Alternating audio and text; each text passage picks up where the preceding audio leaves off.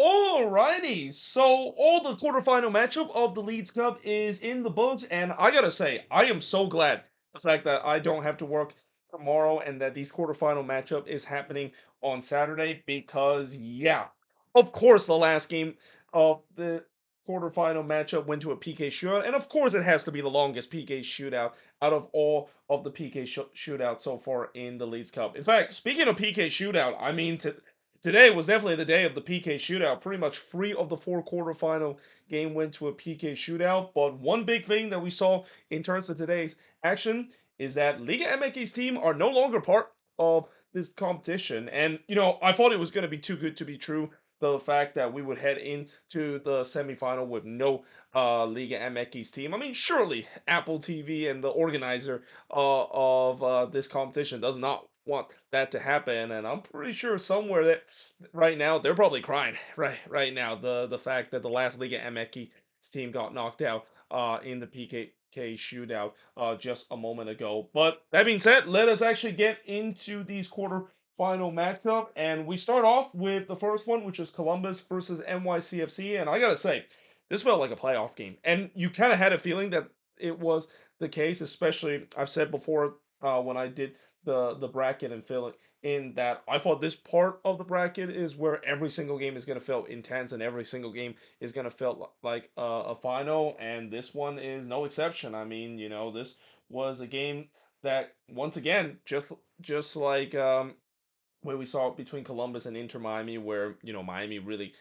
pushed the defending MLS Cup champion to the brinks. The same goes for NYCFC, and I think that's kind of the more surprising thing, considering the fact that NYCFC. I know that they're very happy that they got to this stage, but they had to deal with some setbacks in this competition as well, and obviously there were heavy underdogs coming in to this game as well, but they almost pulled it off in this game against Columbus, and again, give Columbus all they can handle. But if there's one thing we know about Wilfred Nancy's side is that with all the adversity that is on them and all the pressure, most of the time his team were able to pull through, and they did it in the PK shootout.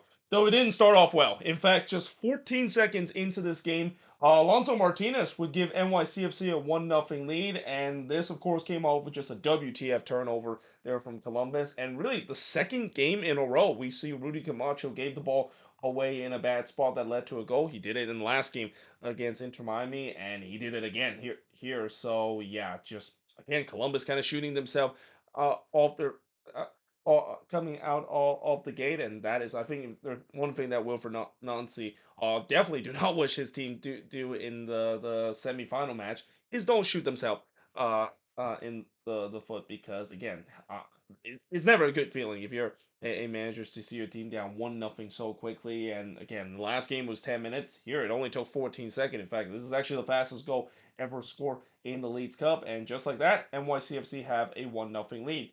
5 minutes in, Cucho did look to respond, but he missed wide. As I thought Columbus has responded well, they were starting to dictate the play. Cucho would put one into the stands before on the other end, Morales would have a shot that was deflected as he was in on goal. I thought the crew defense looked very shaky early on, and really throughout most part of the first half, I thought they were giving the ball away way too much. And again, this is very similar to what we saw against Inter Miami, where those turnovers has been a problem for this crew defense. Now, obviously, just like the Inter Miami game, they kind of cleaned it up in the second half. But again, heading into that final against the Union, I'm pretty sure Wilfred Nancy will drill to his team that do not keep turning the ball over and play sloppy in the defensive end, because they might have got away with it twice now in this tournament. I don't know if they can keep getting away with heading into the semifinal. Rossi would then hits one right to freeze before Martinez just missed a tap in the front post in the 21st minute. The possession was 67 to 33 for the crew, but the shots are dead even at 3 apiece, as both of these teams were exchanging possession. In fact, I thought NYCFC for the most part did a really good job in terms of shutting down this crew attack, and it wasn't just in the first half, even in the second half as well. I wouldn't say in the second half, because in the second half the crew started to fire on all cylinders, just like they did against Inter Miami. But the difference is NYCFC did kind of bend in the second half, but they didn't break, just like what we saw Inter Miami did in the last game. We then go for a period where not much chances has happened. Again, NYCFC was doing a good job in terms of suffocating any space that Columbus want to exploit on the attack. Though Freeze did deny Cucho from long range, but in the 41st minute, it's inevitable. Cucho is going to score. In fact, they say that this is his first goal in the Leagues Cup. I swear he has scored a goal for Columbus in this Leagues Cup. Actually, I might be mistaken because Columbus only got into this competition in the round 32 because they're the MLS Cup champion. But yeah, he scored here from Arvston to make it 1-0 in favor of Columbus. Beautiful delivery there from Arvston, but what a header that is from Cucho. And you talk about just a complete striker. Cucho Hernandez is definitely that guy. He can score with his feet and he can score with his head as well. And yeah, what goal this was to tie the game up at one apiece. Though on the other end, Martins did look to answer for NYCFC, but he hits it right to Schulte. And we do head to halftime with the score tied up at one apiece. In the second half, Parkswood puts one into the stands as I thought NYCFC started on the front foot, at least in the first couple of minutes. The Crew definitely did not start on time coming out of the break. Though by the time they did start on time, this is when they started to press for the lead. Rossi would puts it over on the doorstep of goal, and then Freeze absolutely rob Arvston as it bounced.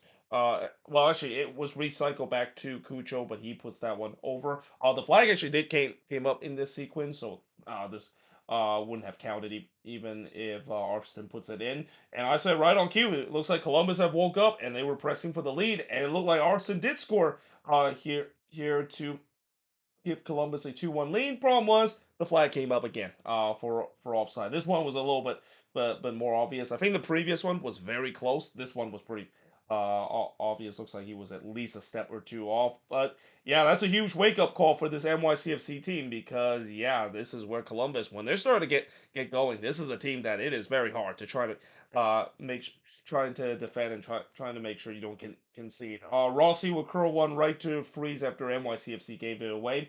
And then Alonso Martinez had a free header there, but he only hits that one right to Schulte. The shots were 10-6 for Columbus, 60 minutes into this one. Again, there was still chances for both of these teams up to this point. Cucho then hits it right to Freeze before NYCFC. I thought they seemed to ride out the storm as we then started going for a period where not much chances kind of created. And really, as the time winds down, it looked like the Crew is definitely going for the win, especially with the way that Wilfred Nancy decided to be aggressive with his sub.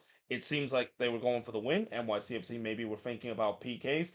Cucho would puts one over from the free kick before Rossi missed it so badly that it actually ended up to being a throw in there in the third minute stoppage time. And in the fifth minute stoppage time, Marrero would puts it over the bar from long range. And yeah, we do indeed go to the PK shootout. And in the PK shootout, it's one of the new boys for the Crew that gets the PK shootout win as Dewan Jones win the PK shootout for Columbus after Santi Rodriguez basically puts one into Lake Erie. Yeah, this was not a great game whatsoever from Santi Rodriguez. In fact, notice how I didn't even mention his name throughout when I do the review of this game. He was very quiet in this game, partially due to the fact that the Crew really neutralized him. But yeah, he didn't really show up whatsoever. And to make matters worse, he missed the only crucial penalty that basically sent the Columbus Crew of moving on into the semifinal of this competition. They win 4-3 in the PK shootout. The shots in this one, there will definitely start to be more shots near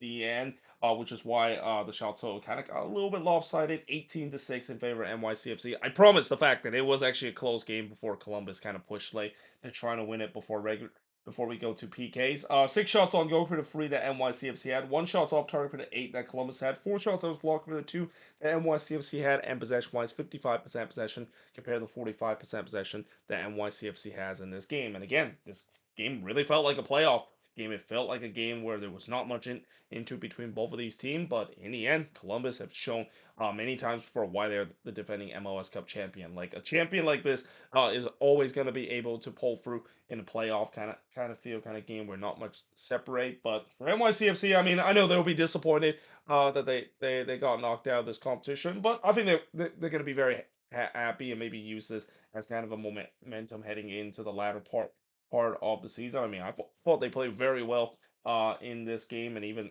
in the last game as well, which was arguably the best game they've ever play in a while. Probably not since MLS Cup when they of course won it against the Timbers a couple of years ago. That they knocked out the almighty Tigres and did it not even in a PK shot, but did it in regular time.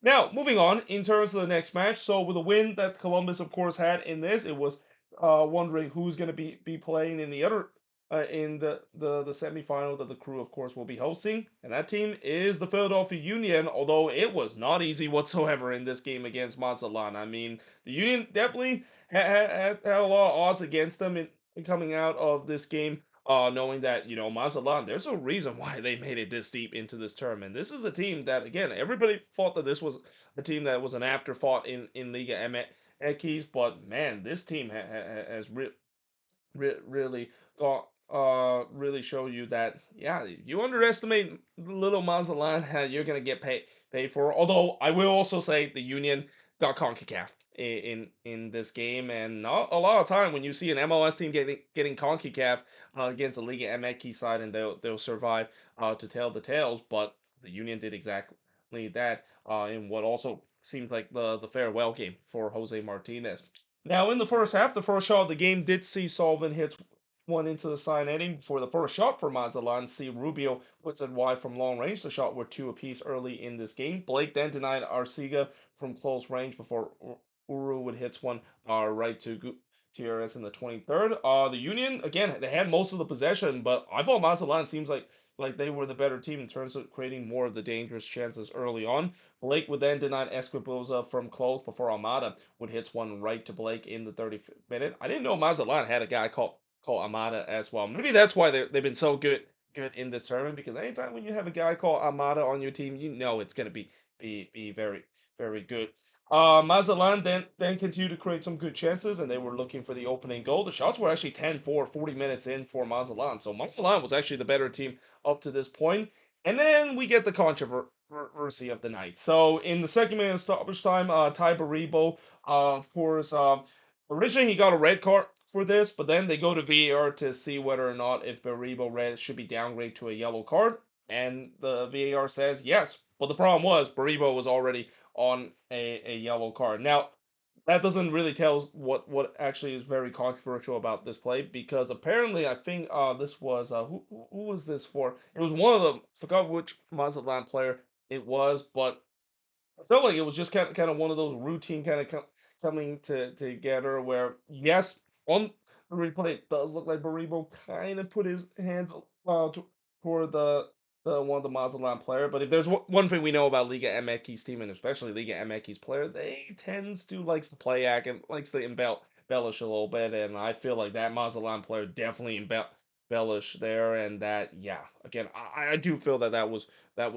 very harsh, even for a yellow card. I also think that because of the fact that they go to VAR, that's when I knew Burrito was going to be in trouble no matter what. Because I don't think there's been any ever situation, if I remember, where VAR would downgrade a red card to a just a no card whatsoever. And in this case, Baribo had to make sure that the VAR would downgrade his red to basically giving it not a yellow card whatsoever. And again, that has never happened before. And to me, again, looking at that play, it just feels like it's a nothing burger in my opinion. It doesn't seem like there was much into it, and yeah, so just like that, the Union were down to 10 men. But then just 1 minute later, justice prevailed, because Mikael Uru would score for the third game in a row from McLean to make it 1-0 in favor of Union. You knew I had to write ball don't lie immediately after the Union got CONCACAF, because feels like poetic justice was made. And again, it's not very often where you see an MLS team getting CONCACAF and immediately poetic justice goes their way. Though Kulula did puts it high from long range as Mazatlan was looking to respond, but we do head to halftime with the Union leading 1-0 in this game. Now in the second half, Uru was in on goal there, and he was able to round the keeper, but just couldn't quite score for the second time as his shot actually got blocked. Mazatlan, of course, unsurprisingly, had a lot of the possession. The Union were looking to try to stay compact, knowing that they are man down. They're looking to try to maybe get a chance from the counter. Instead, it didn't quite work so well, because in the 60th minute, Escoboza would score from Arcega to tie the game up at one apiece for Mazatlan. And this is where you got to be concerned if you're the Union, knowing that you want to try to stay compact and you're trying to frustrate Mazatlan, and now all of a sudden you just gave up a goal relatively early into the second half, and now Mazatlan is really going to press. They're trying to get the lead. Gastak did look to give the Union the lead back, but he hits it right to Gutierrez on the header before Wagner would also hits it right to Gutierrez. Just 4 minutes later, the Union started to push to try to restore that lead back. But then we had some coming together near the Mazatlan bench. Believe it or not, between this matchup and the matchup between Colorado and Club America, there wasn't really that much of a coming together. I mean, this was kind of a small coming together compared to some of the coming together we have seen in previous Liga MX matchup. And I wonder, is that mainly because of the fact that we're now getting into this stage of the tournament where you don't want to get yourself a yellow card or even get yourself a red card? And I think manager have even tell players don't get a red card because if you do, you're not going to be available in the next game, and that could be crucial.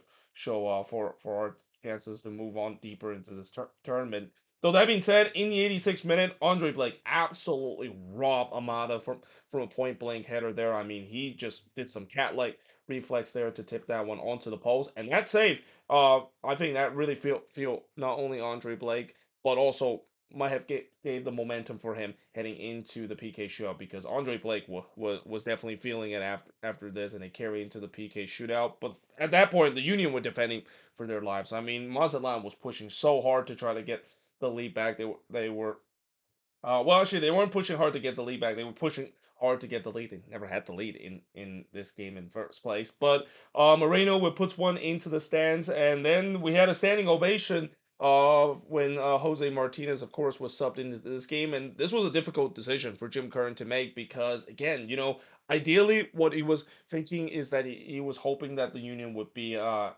of Mazatlan's vicinity by the time he gives Jose Martinez a great send off. But here it's kind of a little bit awkward the fact that you're giving him a standing ovation, but they're still in the thick of this defensive battle to try to get this to a PK shootout, and of him have to take a PK once we go to the PK shootout. So yeah, he was kind of subbed in. It was a standing ovation, but again, it was kind of a, almost half-heart it's standing ovation. Consider I'm pretty sure those Union fans were still very nervous about whether or not if their team can hold on to force to a PK shootout. Good news is they do, and we do go to the PK shootout. And again, heading into this PK shootout, I had a good feeling that the Union was gonna win, not just because of the fact that this has to be deflated if you're Mazatlan trying to push to trying to get the win, but you don't get it. But Andre Blake was definitely feeling it after making some big save, especially the one as I mentioned, with him absolutely robbing Amada from point blank, and that carried into the PK shootout because after he was able to make two save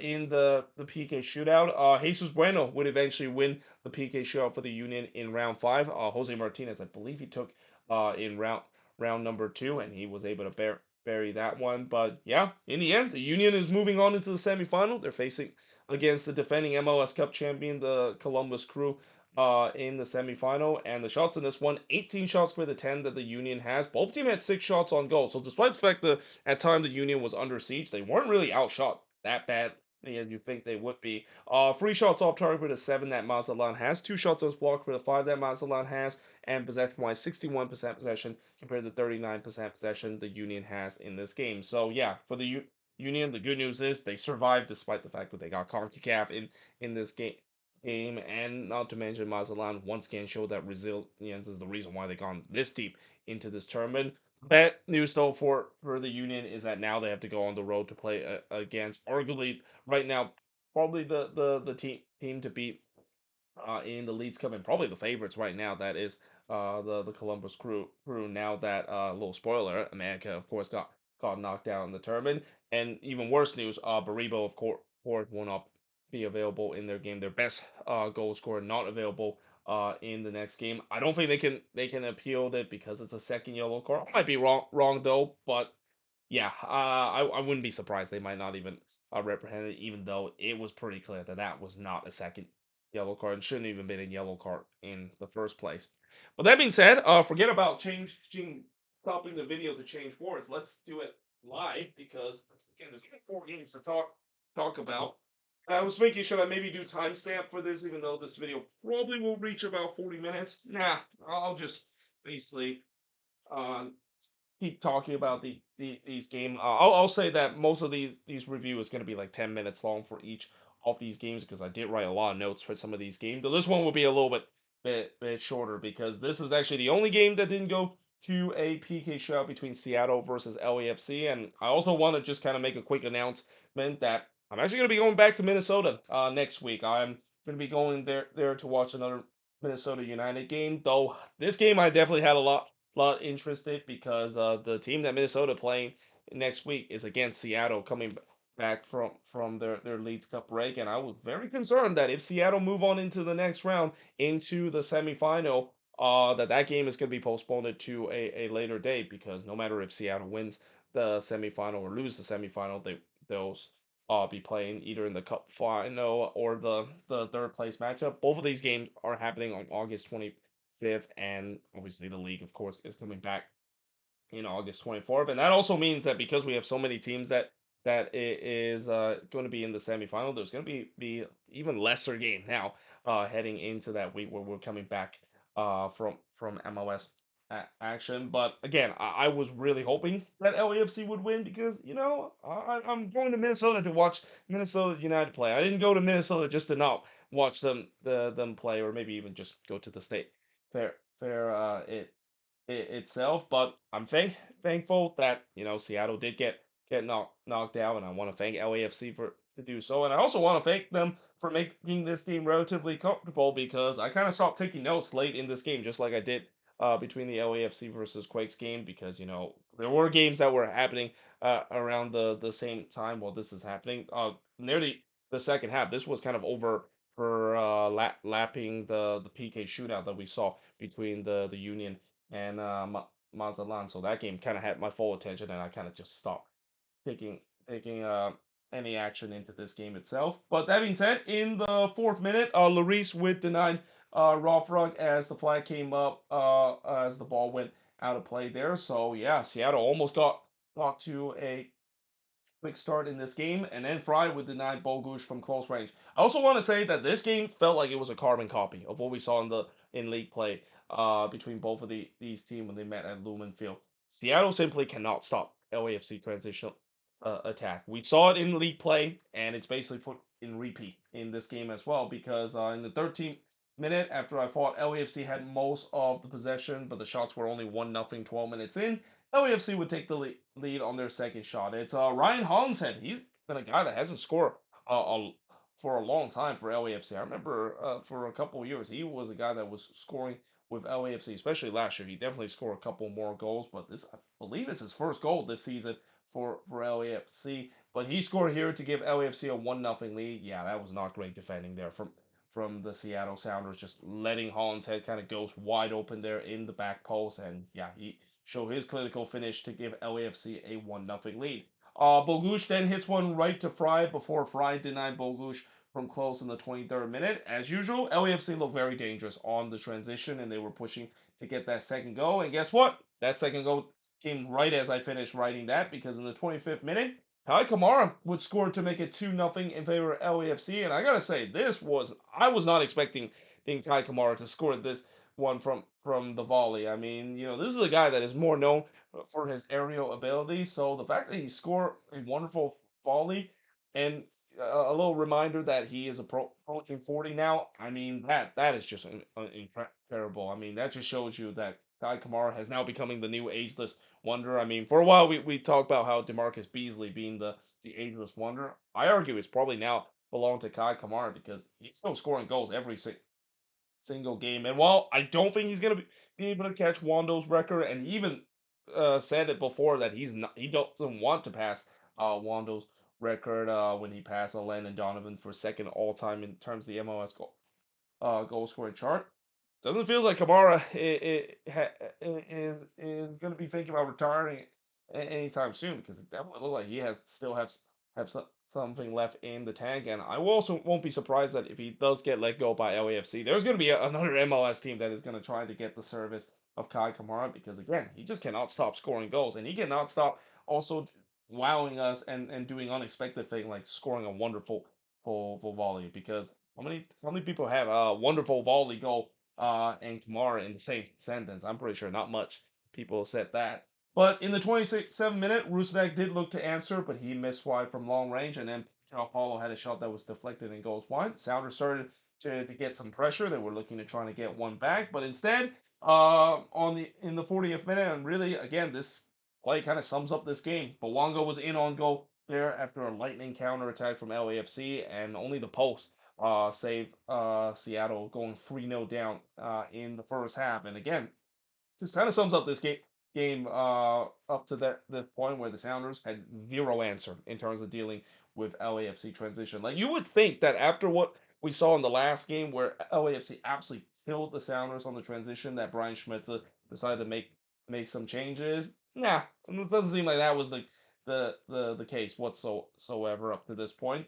Bogusz would then hits one right to Fry because this one came after a lightning counterattack, and then Lloris would deny João Paulo from long range before Rodon did try to redirect a shot that was coming in, but he hits that one high, and we head to halftime with LAFC leading 2-0 in this game.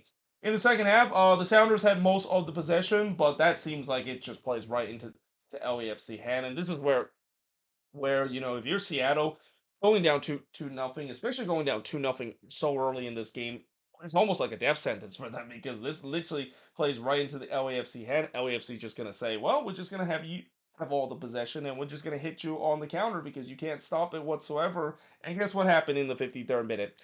Seattle got scored on a counter, and it's not just any counter, but just a simple route one ball here from Hugo Lloris. By the way, they mentioned that Hugo Lloris have only had one assist in his career, coming into his time with LAFC. He's 2 assists now with LAFC as he just basically boots one up forward. The Sounders just have so many man forward there, not tracking back on the transition. And here comes Denise Bawanga. He was in on goal, and this time he's not gonna miss it. You probably remember what happened in the 40th minute.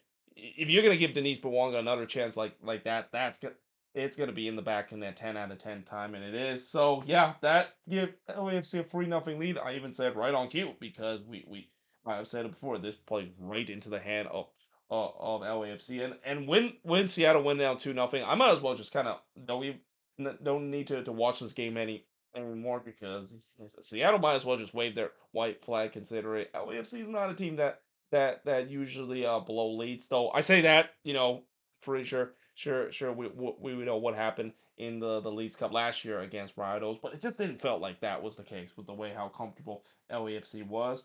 Morris then heads it wide from close range before Atencio missed wide from close, and then Ruiz would puts it over from long range. Again, this is up to this point. I kind of stopped tuning into this game because I knew this game was out of hand. And yeah, in the end, LAFC comfortably moving on into the next round. They're going to be playing against the Colorado Rapids in the semifinal again. A little bit spoiler alert, though you probably already know it by all the action of tonight's. Though I don't think I even need to say it's a little spoiler of what happened in the next game. But the shots in this one: 16 shots for the 10 that LAFC had, 7 shots on goal for the 1 that Seattle had, 6 shots off target for the none that LAFC had, 1 shot was blocked for the 7 that Seattle has, and possession wise 60% possession compared to the 40% possession that LAFC has in this game. By the way, looking at the bracket right now, something tells me that we could maybe see a rematch of MLS Cup from last year in the Leeds Cup final as well, because with the way the LAFC is still alive and Columbus is on the other end, it just feels like they're destined to meet each other again, and that should be very interesting. Knowing that again, I'm pretty sure LAFC will see whether or not they learn their lesson in last year MLS Cup against Columbus, where they were where Steve Bruno was out tactics by Wilfred Nancy. Though again, I'm not gonna say it that is absolutely going to be the matchup because we know that the team that they have to face in the semifinal is not going to be easy. In fact, you know how I talked about how Mazatlan earlier were that team that nobody expect them to do anything, and yet they somehow still win and move on into the next round. Well, now that title goes to the Colorado Rapids. Who saw this coming? That the Colorado Rapids are now into the semifinal, and especially what we saw after they got absolutely drilled by Portland in the first game. No one saw this coming. The fact that the Rapids would be in the semifinal. Though I will also say that this kind of also sums up the season for the Colorado Rapids, isn't it? A team that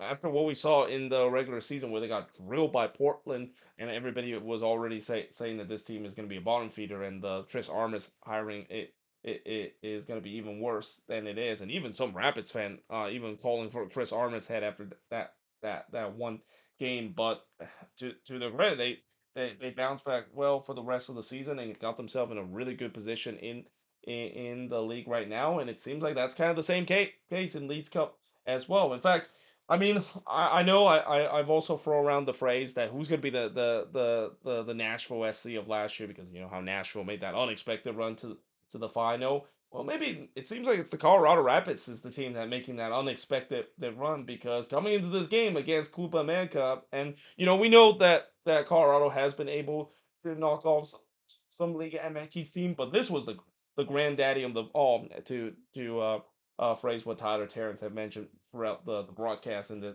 this game. I mean, this is Club America. This is the most famous team in North America, and the team that you could argue between them and the Columbus Crew, and in some extent LAFC as well, probably the favorites of winning this tournament.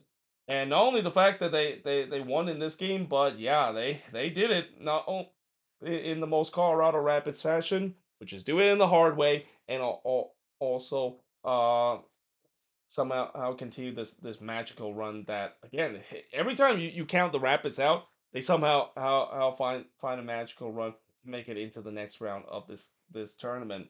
Now the first shot of the game did see Caceres hits it wide from close. Unsurprisingly, America was on the front foot. They were looking for the opening goal earlier. Valdez with heads one despite having a free header in the ninth minute. Missing chances would be a theme in this game, especially for Club America. I mean, this was, and we see this happen before, where even when you have a team that it has the name as Club America, and even when you see games, and this also kind of what was so beautiful about soccer and football, where if you don't have your shooting boots on, yeah, that could be a problem, and Club America found that out in a hard way in this game. But Rodriguez would curls one that goes high after the Rapids actually turned the ball over in this game. And as much as I know the Rapids had some good resilience in their defense throughout this game, there was a couple of times where they almost made some fatal mistake of just turning the ball over in a bad spot. And again, they were very fortunate the fact that Club America, again, just it feels like they just didn't have their shooting boots in this game whatsoever.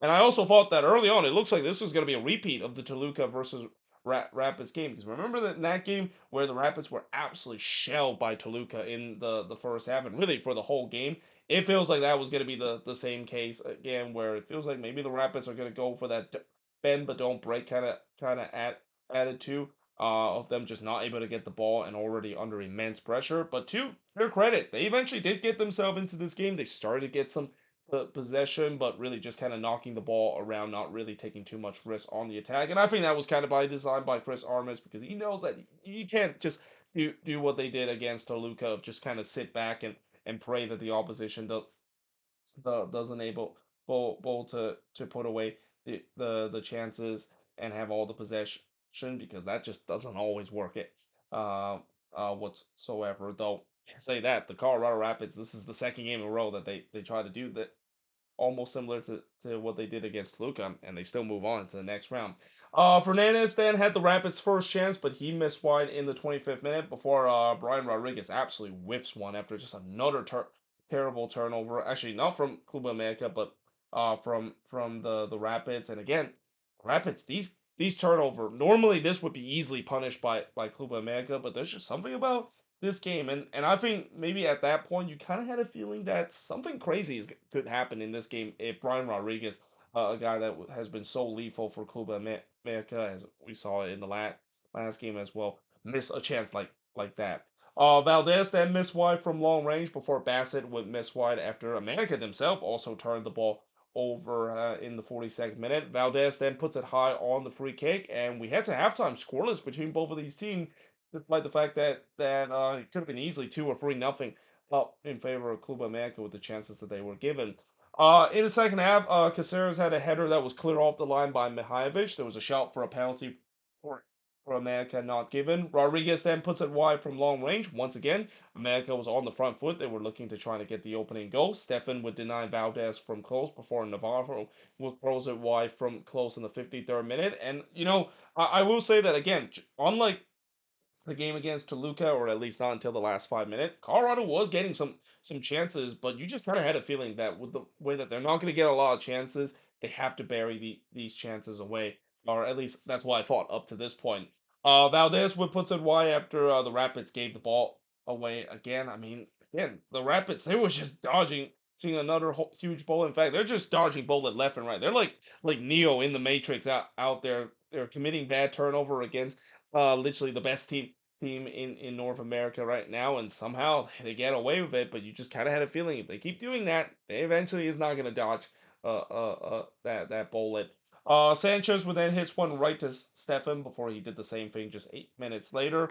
The Rapids up to this point, I thought they were going Rohifmo because they were starting to put a low block. They were doing the same thing that St. Louis did against America, and yeah, that did not work whatsoever. In fact, I would say this is even more extreme because St. Louis, I didn't think that they were going full Rohifmo and go in a super low block. Colorado was pretty much putting 10 men back and was going to just hope and pray that they can get themselves in a PK shootout. And this is where I'm kind of surprised that they decided to. Well, I was surprised, but I'm also not because of the quality that Club America has had. It's almost like the Rapids were all already thinking about playing into the PK shootout. And again, knowing what Club America eventually did to St. Louis, I just didn't think that this is gonna work out. And also, anytime when I mention the phrase "bro heat mode," it's usually not gonna end well for the team that decided to go to that tactics. But in the 66th minute,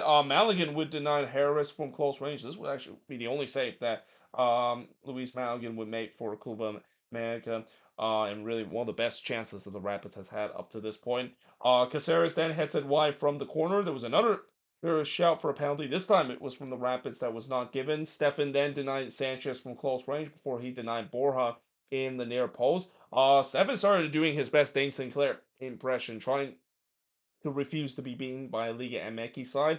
And then Bassett would put it wide on a lightning counterattack in the 82nd minute before Larraz would put it just wide from long range. And all of a sudden, the Rapids looked like they were doing something similar to they did against Luca, trying to steal one late, trying to nick a goal to trying to beat the giant that it is Club America. But there when the fourth official raised the board for stoppage time, there was only 2 minutes of stoppage time that was made. That is probably the fewest minutes of stoppage time I've ever seen in a game that is 0-0 or a game that is not a blowout. I mean, it feel like even the referees feel like, yeah, let's just get this to a PK shootout and see what happened. And that is exactly what happened. We went to a PK shootout, and again, because this is the last game of the night, that not only go to a PK shootout, but it's gonna go on for a long time. And before I talk about what actually happened in this one, there were some crazy things that happened in this PK shootout. I think one of the PKs was actually hit off the post and bounced off of the goalkeeper and went in. That's I think the second time that I've seen it happen in the PK shootout. And then unfortunately we also had the lasers that was being used throughout this. This is one of the things that a lot of St. Louis fans were not happy about when it comes to Club America using those late laser toward the player's face. And obviously that I just I obviously don't know why we're still seeing this. And in fact, after what we saw in the last game, you would think that those securities at the Health Sports Park would confiscate that, because that's absolutely disgraceful to see that happen in a PK shootout. But another thing that also happened was in round number 10, Zach Steffen actually took the penalty, but he wasn't actually going to take the penalty. It looked like he was letting his defender Lawless Abubakar, which was the last outfield player available to take a PK. He was originally going to let him take the PKs, but instead, his teammate just kind of wait for him to do so. So Steffen kind of steps up to take the penalty inadvertently, and I thought this was going to end in disaster because PK shootout. I know some people will say it's a game of luck, and most part of it is a game of luck, and at times it's a crapshoot. But there's definitely some skills into it, and there's definitely a lot of mind games and psychologies when it comes to PK shootout. And I thought this is gonna end disaster for the Rapids, consider Steffen's not even thinking about taking a PK. I mean, I had a feeling maybe he was thinking about it since he's gonna be the next one go no matter what. But at that point, I mean, I think he was kind of a little surprised that he was gonna take a penalty. And yeah, I thought that was going to be a disaster. I thought that was going to be a miswritten all over it. But to Zach Steffen credit, he just kind of blast that one into the back of the net. Like he basically hits that one in center. He basically blasts it as hard as he can, and that could usually ends in both way. Either you just blast it and puts it into the stands, or the fact that you're accurate enough and basically do a low driven shot. Thankfully for Zach Steffen, he blasted so hard that it didn't actually go over the bar. It just went in straight down the middle. So yeah, that was almost a near disaster for the Colorado Rapids. But what after that PK was taken, Luis Maligan, the Club America goalkeeper, was walking to take the PK as well. That's also kind of a surprise too, because we're only in round number 10. Goalkeepers don't need to take a PK until when we get to round number 11. But he takes the PK and he missed it. He missed the PK, and it also didn't look like he was confident coming up to take the PK, and not to mention he kind of rushed to take the PK as well. And yeah, he not only just missed that, he actually missed the target as a result of it. So yeah, after a long PK shootout, and the longest one at least in this Leagues Cup, Colorado Rapids, they knocked out the giant that is Club America, and most importantly, all Liga MX team is now out of the League Cup, which is kind of bad news now for League Cup ratings, and there goes all the potential ratings and money that Leagues Cup could generate, because as I'll talk about in the video after this competition conclude. Obviously, we're gonna have to discuss about the attendance problem and the ratings problem, and that is kind of the one big thing is why it's gonna go really against this tournament as a whole. But for now, at least we as a person that likes MLS, what a glorious day it is to now see every Liga MX team no longer in this competition, and seeing another MLS team able to knock off the giant that is Club America. As yeah, again, the Pucky Colorado Rapids, they continue to defy all odds by moving on into the next round, now playing against LAFC in the semifinal. The shots in this one, 22 shots with six of the Rapids had, one shots on goal for the four that America has, 11 shots off target for the five that Colorado has, no shots that was blocked for the six that America has, and possession wise, 58% possession compared to the 42% possession the Colorado Rapids has in this game. And I know everybody will say that, well, now that they play against LAFC, I don't think they're gonna stand any chance against the mighty of LAFC. Don't count Colorado out. I mean, this is a team that again they have shown in this tournament that they are against all odds. They're gonna continue to move on into the next round. And when you face those kind of team, and especially with the way that I think that kind of matchup is kind of interesting, because you have one team that hasn't really faced that adversity right now, that is LAFC. Because so far for LAFC, it's been pretty easy when it comes to them moving on into the next round. I mean, they haven't really faced any tough uh, opponents throughout this, and be able to breeze by these round. Whereas the Rapids, it's been pretty much just not nonstop pressure and nonstop backs against the wall kind of stuff throughout this entire tournament, even going back to the group stage as well. So again, that could be interesting to see how that matchup is going to be. I mean, on paper, LAFC is definitely the stronger team, but when it comes to just the form, and really just when you look at the psychological part, do not be surprised if the Colorado Rapids could cause a big upset, and do not be surprised if the Colorado Rapids can do something that Nashville did last season, which is a team that nobody expected to make it to the final, and here they are, potentially going to the final, and potentially winning a Leeds Cup trophy, and potentially also winning only their second trophy in their franchise history as well. But there you have it. That is pretty much it in terms of looking at all these games. And again, yes, Leeds Cup rating is going to be bad. Yes, the attendance is going to be a problem for the semi-final game. But I'll still tune in to the semi-final game on Wednesday, because again, I mentioned it but before throughout this Leeds Cup. I'll basically do the review of these game. Especially now, I'm pretty much forced to have to do the review of all of these game that is involving MLS team, which that also includes the semifinal, the third place match, and then also the final as itself. But one thing for sure we know is that an MLS team will win Leeds Cup for the second year in a row. And yeah, either way, hope you guys enjoy this video. If you do, make sure you guys like, smash the subscribe button, and yeah, I of course will see you guys next time.